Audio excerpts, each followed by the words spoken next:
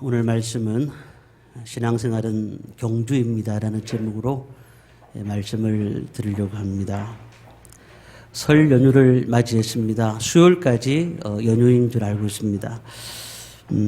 어제부터 시작해서 많은 분들이 이동을 하고 있습니다. 물론 코로나 때문에 상당히 좀 부담스러운 연휴가 계속되어지고 있는 것은 사실입니다. 언제 끝날지 모르는 이 코로나 참 답답하기만 합니다. 그렇지만 우리가 끝은 분명히 있을 거라고 생각합니다. 늘 우리가 동굴 안에만 있는 건 아니거든요. 그것이 동굴로 보이지만 나중에 보면 다 터널같이 다 뚫려 있다는 사실을 우리는 언젠가는 알게 될 것입니다. 그래서 우리는 어떤 상황이라도 조심하면서 또 앞을 향해서 달려갈 수 있는 그런 삶을 살아야 됩니다. 신앙생활도 마찬가지 같습니다. 신앙생활은 우리가 신앙생활을 시작을 했다 하면 그때부터 뭐 좋은 일만 일어나면 참 좋겠는데 신앙생활을 성경에서는 마라톤이다라고 이렇게 표현을 합니다. 왜 그러냐면 42.195km를 달리면서 정말 힘듭니다. 마라토너들이 이렇게 시합을 할 때 보면은 포기하고 싶을 때도 너무너무 많은데 그런데도 불구하고 끝까지 달려가고 꼬린 지점에 갈 때여야 그 사람은 다 했다라고 얘기를 하지 않습니까? 그래서 성경에는 달린다는 표현이 굉장히 많이 나옵니다. 우리가 어떤 일을 할 때 달려가는 것이에요. 그래서 신앙생활이 쉬운 것은 아니지만 달리는 것입니다. 그런데 그 달리는 것도 막 100m 달리기를 해서는 안 되겠죠. 그냥 천천히 달리더라도 신앙생활은 목적이 분명하고 꼬린 지점이 분명해야 된다는 겁니다. 바울이 이런 얘기를 했습니다. 디모데후서 4장 7절에 이런 말씀을 했습니다. 나는 선한 싸움을 싸우고 나의 달려갈 길을 다 마치고 믿음을 지켜노니 이렇게 고백을 했습니다. 히브리서 기자도 신앙생활을 우리 앞에 당한 경주다라고 얘기를 했습니다. 우리 앞에 당한 경주를 하며 신앙생활은 이렇게 생각하시면 됩니다. 우리가 산책을 하면서 신앙생활 하는 것이 아닙니다. 오솔길을 다니면서 산책을 하는 것이 아니고 저 천성을 향해 달려가기 위해서 신앙생활을 하는 것인데 달리고 또 달리고 넘어져도 달리고 또 앞을 향해 가야 되는 것이 신앙생활입니다. 힘든 상황도 일어날 수도 있고 또한 기쁨과 평안이 넘칠 수도 있을 겁니다. 그러나 주위를 돌아보면은 어떤 분들은 신앙생활을 하다가 포기하시는 분들도 너무 많더라는 겁니다. 어떤 분들은 예수를 그렇게 오래 믿었는데도 불구하고 어느 순간에 자신이 멈춰 있는 사실을 발견하기도 한다는 사실입니다. 그래서 내리막길도 있고 오르막길도 있고 어떨 때는 도저히 감당할 수 없는 코너도 있고 답답한 그런 인생 가운데 달려가는 분들이 많습니다. 그리고 넓은 길도 있습니다. 좁은 길도 있습니다. 평탄한 길도 있고 험한 길도 있고 그 모든 길들을 달려가는 데 있어서 이 신앙생활은 다 있더라는 겁니다. 그래서 우리가 예수 믿을 때 처음에 교회를 다니신 분들한테 그런 얘기를 합니다. 교회 다니면 잘 됩니다. 모든 것이 만성통합니다. 영혼이 잘 되는 같이 범사가 잘 되고 이렇게 우리가 얘기를 하지 않습니까? 물론 하나님께서 우리 마음들을 통해서 은혜를 주시고 내가 답답하고 힘든 마음들을 하나님 위로하시고 평안을 주시는 것은 맞습니다. 하지만 우리가 신앙생활을 조금 더 깊이 있게 하다 보면은 고난이라는 것을 발견하게 됩니다. 이 고난이 왜 올까? 신앙생활을 잘하면 잘 돼야 되는데 모든 것이 잘 돼야 되는 거 아니냐고 그렇게 얘기하시는 분들이 많지만은 그러나 결국은 마라톤처럼 힘들고 지치고 낙심될 때라도 우리는 끝까지 가야 되는 것. 이것이 신앙생활이라고 우리는 생각해야 됩니다. 그렇다면은 우리 신앙의 경주가 쉽지가 않아요. 그럼 어떻게 승리할 수가 있는가? 오늘 이 말씀을 제가 드리려고 합니다. 어떻게 승리할 수가 있는가? 첫 번째는 허다한 증인들이 있다는 사실을 우리는 기억해야 됩니다. 1절 말씀을 함께 읽도록 하겠습니다. 같이 읽습니다. 이러므로 우리에게 구름같이 둘러싼 허다한 증인들이 있으니 모든 무거운 것과 얽매기 쉬운 죄를 벗어버리고 인내로서 우리 앞에 당한 경주를 하며. 우리나라의 축구 선수 제일 잘하는 선수는 손흥민 선수입니다. 아시는지 모르겠습니다. 근데 이 선수가 영국에서 축구를 하는데 제가 한번 본 적이 있었습니다. 정말 관중들이 많아요. 너무나 많은 거예요. 꽉꽉 찼는 거예요. 너무 많습니다. 그리고 응원도 얼마나 뜨거운지 몰라요. 제가 어느 교회의 영상을 듣다가 그 교회는 연세중앙교회라는 교회입니다. 윤석전 목사님 교회인데 그 교회의 영상을 보면서 금요 기도회를 봤습니다. 지금은 조금 달라졌어요. 근데 지금은 아마 코로나 때문에 거리 두기가 있으니까 안 되는데 그 전에 2020년도 앞에 보면은 영상이 5,000명씩 모여가지고 막 금요 기도회에 새벽 1시, 2시까지 기도하는 모습들. 저거 보면서 굉장히 감동이 되더라고요, 사실은. 그 많은 분들이 기도하고 많은 분들이 찬양하고 많은 분들이 하나님 앞에 예배를 드리는 모습을 보면서 너무 귀하다라는 생각이 들며 감동이 되었습니다. 근데 오늘 성경에는 제가 아까 말씀드렸던 손흥민 선수가 축구할 때 그 엄청난 많은 사람들, 영국 사람들이 그걸 보고 있는 것, 그리고 말씀을 들을 때에 그들이 그 앞에서 예배를 드리고 있는 이런 모습하고는 조금 다릅니다. 어떤 모습이라고 되어 있느냐 하면 관중들이 아니라 정인이 있었다 이렇게 말합니다. 관중이 아니라 정인. 이 관중은 직접 경기를 하지 않습니다. 그렇지 않습니까? 관중은 보는 것입니다. 근데 정인은 직접 자신이 그 일들을 했던 사람들입니다. 그리고 그 일에 참여하고 있는 사람들입니다. 히브리서 기자는 이런 얘기를 합니다. 11장에 보면은 믿음의 증인들에 대해서 쭉 나열하고 있습니다. 믿음의 증인들. 300년 동안 하나님과 동행했던 사람이 누구죠? 에녹입니다. 120년 동안 말씀을 통해서 배를 지었던 방주를 지었던 사람이 누구죠? 노아입니다. 그리고 말씀에 순종해서 갈대아 우르를 떠나서 또한 이삭을 바쳤던 사람이 누굽니까? 아브라함입니다. 항상 다툼보다는 화평에 임했던 사람이 누굴까요? 이삭입니다. 하나님의 열심에 의해서 그가 이스라엘로 이름이 바뀌었던 사람이 누구지요? 야곱입니다. 꿈꾸는 자가 누굽니까? 요셉입니다. 민족을 이스라엘 민족에서 이끌었던 사람이 누굴까요? 모세입니다. 가나안 땅을 정복한 사람이 누굽니까? 여호수아입니다. 300명의 군사로 미디안을 물리친 사람이 누구죠? 기드온입니다. 기도를 쉬지 않았던 사람이 누굴까요? 사무엘입니다. 하나님 마음이 합한 자 다윗입니다. 우상 숭배를 거부하다가 사자굴 속에 들어간 사람이 누구죠? 다니엘입니다. 풀부물 속에 던져진 새 친구 사드락 메삭 아벳노고입니다. 이 사람들이 히브리서 11장에 다 나오고 있습니다.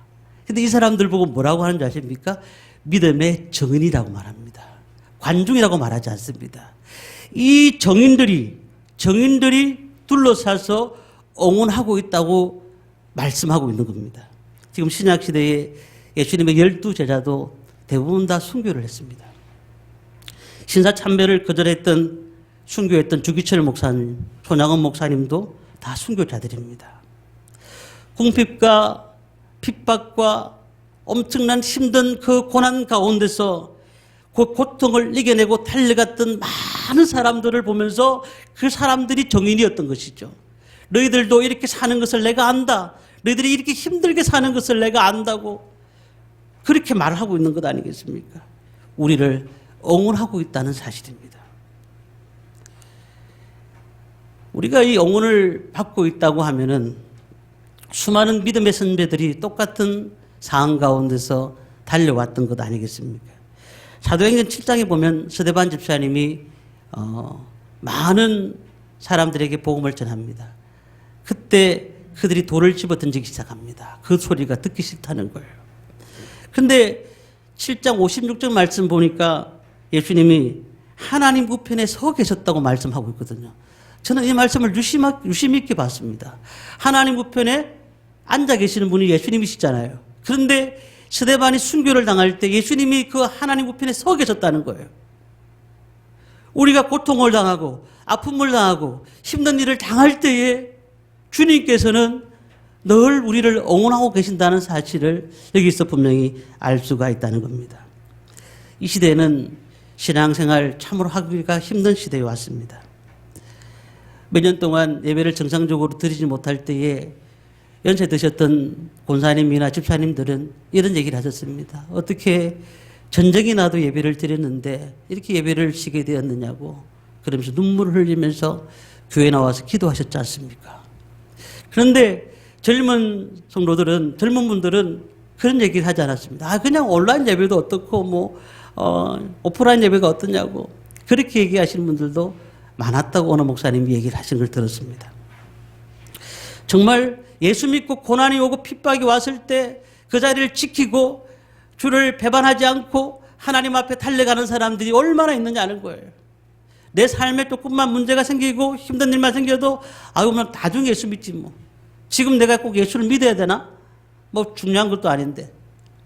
라고 생각하는 사람들이 너무나 많다는 겁니다.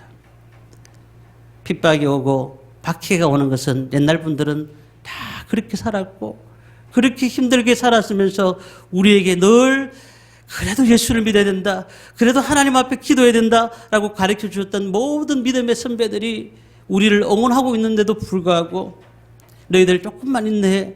그러면 승리의 면류관이 너희들 앞에 있을 것이야. 라고 우리에게 분명히 말씀하는데도 불구하고 지금 나는 못 이길 것 같습니다.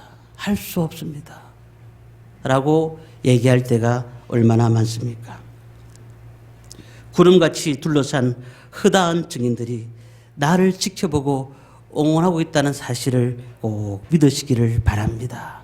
우리가 마라톤 42.195km를 달리면서 정말 옆에 있는 사람들이 응원할 때에 얼마나 힘이 나겠습니까? 얼마나 힘이 나겠습니까? 두 번째는요, 이 신앙의 경주에서 승리할 수 있는 두 번째 방법이 있습니다. 오늘 말씀에 보니까 모든 무거운 것과 얽매이기 쉬운 죄를 벗어버리라고 말씀합니다. 모든 무거운 것과 얽매이기 쉬운 죄를 벗어버리라. 마라톤 경기하는 분들을 보면은 군화를 신고 달리는 분들을 보았습니까? 옷을 두텁게 춥다고 두텁게 입고 달리는 분들 보았습니까? 경주자는 이 마라톤을 하기 위해서는 자신이 입고 있는 옷도 아주 간편하게 입습니다. 그리고 신발도 정말 달리기 편한 신발을 신는 것입니다. 자, 히브리서 기자는 이런 얘기를 합니다. 모든 무거운 것을 벗어버리라. 너가 가지고 있는 모든 것들을 다 벗어버리라. 그게 뭘까요? 무엇이 가장 문제일까요? 우리의 근심하는 것, 걱정하는 것, 그리고 염려하는 것. 오늘 교회를 나가면 또 염려거리가 나를 엄습하는데 이 모든 것이 어떻게 살지? 내일부터 또 어떻게 살아야 되지? 라는 염려거리가 우리 속에 계속 생기는 것입니다. 그런데 예수님께서는 마태복음 6장 27절에 이렇게 말씀하셨습니다. 너희 중에 누가 염려함으로 그 키를 한 자라도 더할 수 있겠느냐. 너가 염려해봐라. 그러면 그 염려가 잘 되어져가지고 나에게 좋은 것을 줄 수 있겠느냐는 겁니다. 우리가 염려한다고 자신의 생명을 마음대로 연장시킬 수 있는 것이 아니라는 것입니다. 그래서 걱정과 염려는 우리에게 도움을 줄 수 있는 것이 하나도 없다. 도리어 내 마음에 상한 심령이 되게 되고 영혼의 침이 되게 된다고 말씀하고 있는 것입니다. 사도 바울은 고린도후서 7장 10절에 세상 근심은 사망을 이루는 것이니라 라고 말씀을 했습니다.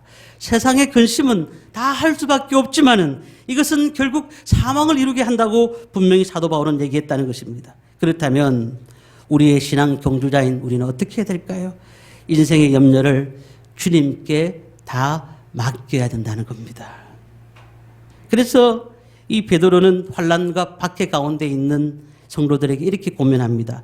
베드로전서 5장 7절 말씀 보니까 너희 염려를 다 주께 맡기라. 이는 그가 너희를 돌보심이라. 자, 그렇다면 우리 신앙의 경주자들은 이 염려를 맡기면서 우리는 무엇을 해야 될까요? 얽매이기 쉬운 죄를 버려야 됩니다. 우리가 죄를 가지고 살 수 있습니까? 예, 죄를 가지고 갈 수는 있습니다. 근데 죄는 우리 마음의 영혼을 계속 깔아먹어요. 우리가 하고 싶어하는 모든 것들을 부정적으로 만들어버려요. 그리고 이 죄가 남을 미워하게 만들고요. 이 죄가 결국은 내가 하나님과의 관계 속에서 온전히 자라지 못하도록 만드는 것입니다. 그래서 성경은 뭐라고 하고 있냐면 죄를 품지 말고 회개하라. 회개하라고 말씀하고 있습니다. 죄는 중독성이 있습니다. 한번 죄를 짓는 사람은 계속 그 죄를 똑같이 짓고 싶은 것이 중독성인 것입니다. 부둣가의 배를 보십시오. 밤에 열심히 그 배를 타고 나가려고 막 지어봤는데, 노를 지어봤는데 아침까지 아무리 갔는데 보니까 배가 떠나지 않았던 겁니다. 왜 떠나지 않았는가를 보았더니 그 끈이 그 부두에 묶여 있었다는 것을 몰랐던 것입니다. 우리가 아무리 노를 저어도 앞으로 나가지 못하는 것은 묶여 있기 때문에 앞을 나가지 못하는 겁니다. 자, 제가 나를 묶어 놓는 거예요. 야, 더 이상 하지 마. 더 이상 하면 안 돼. 제약의 줄을 끊어버리지 않고는 내가 하나님 앞에 더 가까이 갈 수도 없고 더 나갈 수도 없더라는 겁니다. 우리가 그러면 어떻게 죄를 회개해야 될까요? 믿음의 선진들, 제가 아까 말씀드렸던 히브리서에서 나오는 11장의 믿음의 선지자들. 그런데 그분들도 완벽한 사람이 아니었어요. 그들도 아브라함, 다윗, 믿음의 조상들도 보면은 실수 덩어리였습니다. 얼마나 그들이 실수 덩어리인지는 성경을 통해 알 수가 있지 않습니까? 계속 넘어졌습니다. 죄를 지었습니다. 그런데 한 가지 확실한 것이 있습니다. 그들이 넘어지긴 넘어졌습니다. 그러나 나중에 돌아올 때는 그 죄를 똑같이 짓지 않더라는 겁니다. 똑같이 짓지 않더라는 거예요. 사람은 넘어질 수가 있습니다. 죄 가운데 묶여서 앞을 향해 나가지 못할 수가 있습니다. 그렇지만은 다시 한번 똑같은 죄를 짓지 않더라는 거예요. 내 신앙의 경주를 한번 돌아봅시다. 열심히 달리고 있습니까? 42.195km를 달리고 있다면 나를 앞으로 나가지 못하게 하는 게 뭘까요? 예전처럼 하나님의 은혜의 보좌 앞으로 나가지 못하게 하는 것이 무엇일까요? 나를 깊은 기도의 자리로 나가게 하지 못하는 것이 무엇일까요? 많은 분들은 그렇게 생각하더라고요. 이 시대가 참 살기 좋다고, 돈만 있으면 살기 좋은 시대라고 말을 하더라고요. 그래서 여가 활동, 뭐 예를 든다면 여행도 가고 또 우리 젊은이들은 게임에 빠져 있고 많은 것들이 내가 하고 싶은 것들을 돈만 있으면 할 수 있는 시대는 맞아요. 그런데 우리가 뭐 여행을 못 가는 것도 아니고 그렇다고 해서 돈을 쓰지 말라는 것도 아니에요. 무엇이 문제일까요? 하나님보다 그것을 더 사랑하면 이것이 우상이 되어버린다는 사실이에요. 아니, 경주자들이 열심히 뛰고 있는데 엄청 밥을 두 그릇 먹고 말이죠. 다 먹으면서 뛸 수가 있나요? 힘들어집니다. 뭔가를 정말로 앞을 향해 나가기 위해서는 내 자신이 얽매이기 쉬운 것들은 다 벗어버려야 되는 겁니다. 우리가 하나님과의 관계 속에서 야, 이것만큼은 내가 참 하나님 앞에 나와도 하기 힘들다 하는 것들이 있어요. 그런 것들까지도 하나님은 빨리 포기해라. 너가 그 자신을, 네 생각을, 네 판단을 가지고 하나님께 나올 수 없다라고 주님은 계속 우리에게 말씀하시지 않습니까? 그러니 우리가 경주하는 것을 쉽게 생각하시면 안 됩니다. 어떤 분들 그렇게 생각하실 수도 있죠. 아이고, 그러면 내가 밥도 두 그릇 먹고 짐도 좀 들고 그렇게 한번 뛰어보지 뭐. 뛰기는 뛸 수 있겠죠. 뭐 군인들이 군장 한 40km 메고 말이죠. 산악 행군하는 것처럼 똑같게 할 수는 있겠죠. 근데 문제는 뭘까요? 못 뛴다는 거예요. 너무 힘들다는 거예요. 너무 힘들다는 거예요. 앞을 향해 빨리 못 나간다는 겁니다. 많은 사람들이 부와 쾌락과 명예 다 좋습니다. 저희들도 하나님이 그것을 위해서 살아라고 하셨으니까 우리가 살아야죠. 문화를 정복해야죠. 그런데 문제는 두 개가 동시에 함께 같이 갈 수가 있느냐는 거예요. 함께 같이 뛸 수가 있냐는 겁니다. 그게 어렵다는 겁니다. 나중에 되면 무엇인가 하나를 내려놓게 되게 되어 있습니다. 뛰지 않든가 아니면 짐을 내려놓든가 둘 중에 하나입니다. 예수님이 누가복음 14장 26절에 뭐라고 말씀하신 줄 아십니까? 모든 것을 버리지 않는 자는 나의 제자가 될 수 없다. 이렇게 말씀하셨어요. 자신이 가지고 있는 것들을 다 그냥 갖고 뛴다 보면은 너무 힘든 거예요. 그래서 막 세상에 많은 것들을 하는 것에 대해서 뭐 잘못됐다고 말하는 것이 아니라 무거운 것과 얽매기 쉬운 죄를 벗어버리지 않으면 우리가 쉽게 신앙생활 하기는 어렵다라고 말씀드릴 수가 있습니다. 세 번째는요, 우리는 어떻게 해야 될까요? 인내로서 끝까지 경주해야 됩니다. 인내로서. 오늘 말씀에도 그런 말씀이 나오지 않습니까? 인내로서 우리 앞에 당한 경주를 하며 라고 말씀했습니다. 힘들고 지치고 어려워도 인내하라고 말씀합니다. 42.195km를 달려갈 때에 100m를 막 달립니다. 막 내가 이제 한번 이겨볼 거라고 열심히 100m를 달려요. 100m에 뭐 한 20초 마냥 끊는다 생각합시다. 그러면 42.195km를 100m를 계속 달릴 수가 있다는 거예요. 못 달립니다. 못 달려요. 아마 심장이 터져나갈 것입니다. 안 됩니다. 마라톤 하는 사람들은 20마일, 그러니까 32km 정도 지점부터 너무 힘이 빠져서 달리기 싫다고 합니다. 그 황영조 선수 아시지 않습니까? 그분이 그런 얘기를 했어요.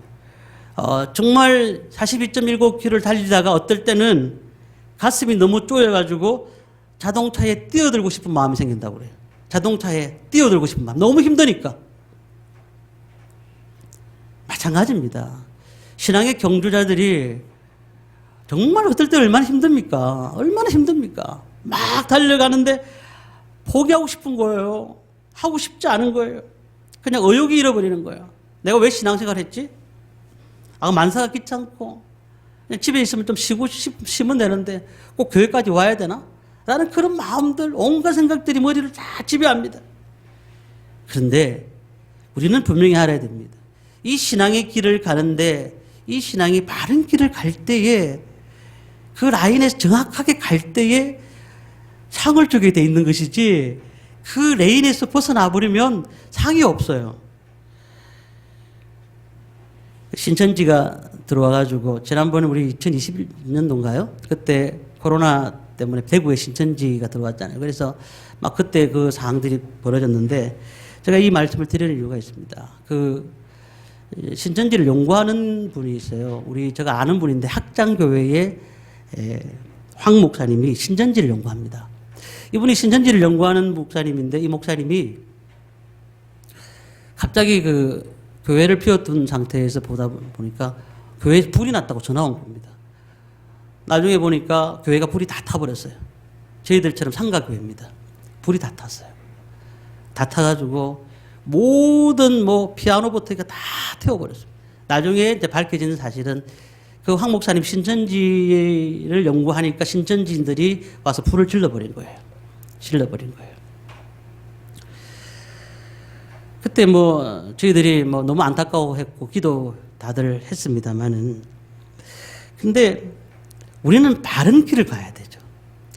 잘못된 길로 가다가는 그 라인으로 가서 아무리 열심히 뛴들 의미가 없는 것 아니겠습니까? 지금 우리나라에 얼마나 많은 잘못된 종교와 또 이단들과 사이비 종파가 많습니까? 우리가 하나님 말씀이 벗어난 것은 다 잘못된 것입니다. 그런데 우리가 정말로 신앙생활이 혹시 조금 늦게 간다 할지라도 바른 길을 가는 것이 맞다는 거예요. 바른 길을 가는 거예요. 우리 사역도 어떨 때는 진짜 정통으로 하려고 하면, 그냥 말씀 가운데 하려고 하면, 요즘 성도님들이 그렇잖아요. 뭔가 교회가 기적도 나타나고 이적도 나타나고 뭔가 그 사람이 왔을 때 변화가 일어나고, 정말 그렇게 하면 신앙생활하기 너무 좋아요. 그런데 그렇지 않은 경우가 많거든요.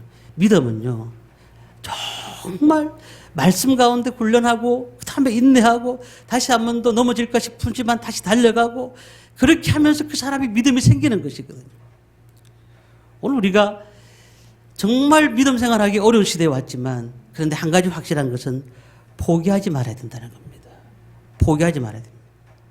2절에서 뭐라고 말씀합니까? 그 앞에 있는 기쁨을 위하여 십자가를 참으사라고 말씀했습니다. 예수님께서 곤욕당해서 괴로울 때도 입을 열지 않으셨습니다. 마치 도수장으로 끌려가는 어린 양과 같이 입을 열지 않고 끌려가셨다. 우리가 신앙생활을 중도에 포기하지 말기를 바랍니다. 뭔가 보이지 않아.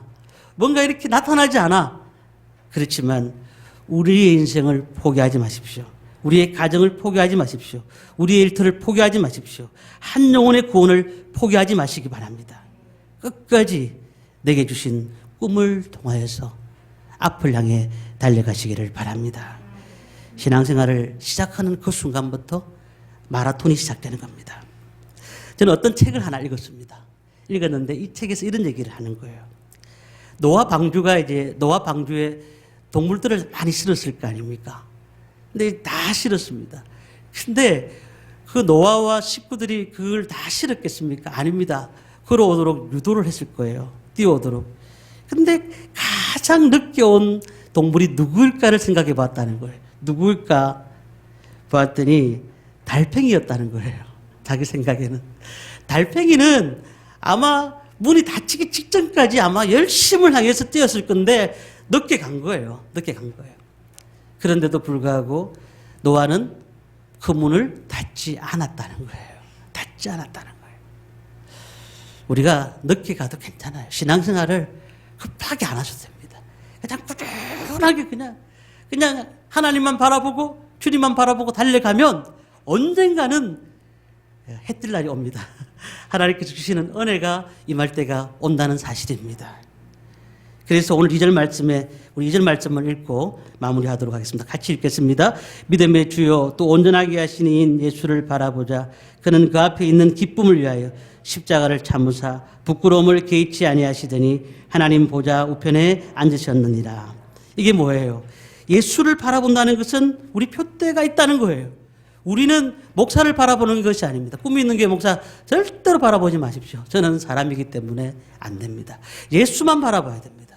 주님만 바라보면 어떠한 어려움 가운데서도 어떠한 환경 가운데서도 분명히 이길 수가 있습니다. 그러니 우리는 세상을 바라보지 말고 주님이 우리 삶 가운데 역사하시도록 내 삶 가운데서 내 가정 가운데서 내 직장과 사업장 가운데서 하나님이 일하시도록 주님 이 사업장은 하나님이 이 사업장을 만드셨지 않습니까? 그렇다면 주님만 바라봅니다. 주님만 바라봅니다. 지금 조금 안 돼도 주님만 바라봅니다. 이런 믿음을 가지고 나가면 하나님이 그 사업장을 통해서 놀랍게 일을 하신다는 사실입니다. 그러니 이제는 우리는 우리 복음을 부끄러워하지 마시고 복음을 기쁘게 생각하고 하나님이 나와 함께 하셨고 예수님이 나를 위해서 십자가를 지셨고 주님도 그 부끄러움 가운데서 우리에게 말씀하셨다면 이제 우리도 이제 어려움 가운데 예수 믿는 것도 어떨 때는 힘들 때도 있고 아플 때도 있고 정말 교회 왜 다녔느냐 이런 마음들이 들 때도 있겠지만 그렇지만 그 사실에 대해서 하나님이 나를 사랑하시고 나와 함께 하신다는 사실을 확실히 믿고 달려간다면 하나님께서 그 42.195km를 달려갈 때에 분명히 승리하게 만드실 줄 믿습니다. 우리는 믿음이 약합니다. 그러나 달팽이처럼 조금 늦더라도 그냥 꾸준히 가십시다.